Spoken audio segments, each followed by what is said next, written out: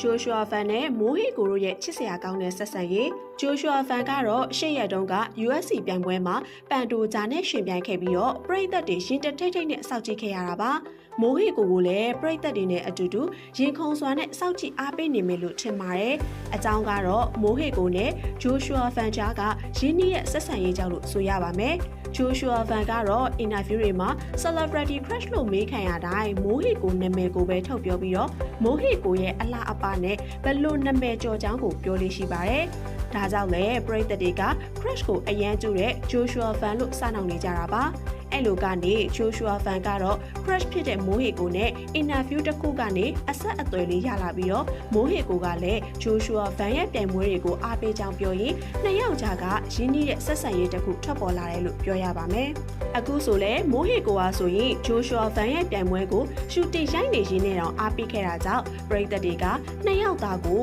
ပို့ပြီးအချစ်ပို့နေကြတာပဲဖြစ်ပါတယ်။ဂျိုရှူအာဖန်ကတော့အောင်လအန်ဆန်ပြီးရင်မြန်မာတွေတခဲနဲ့အားပေးခံရတဲ့သူလို့ဆိုရပါမယ်။ပရိသတ်တို့ရောဂျိုရှူအာဖန်ရဲ့ဘယ်ထိုးကွက်တွေကိုအကြိုက်ဆုံးလဲဆိုတာကောမန့်မှာမှတ်ခဲ့ပေးကြပါအောင်နော်။ကြည့်ရှုပေးခဲ့တဲ့အတွက်ကျေးဇူးတင်ပါတယ်ရှင်။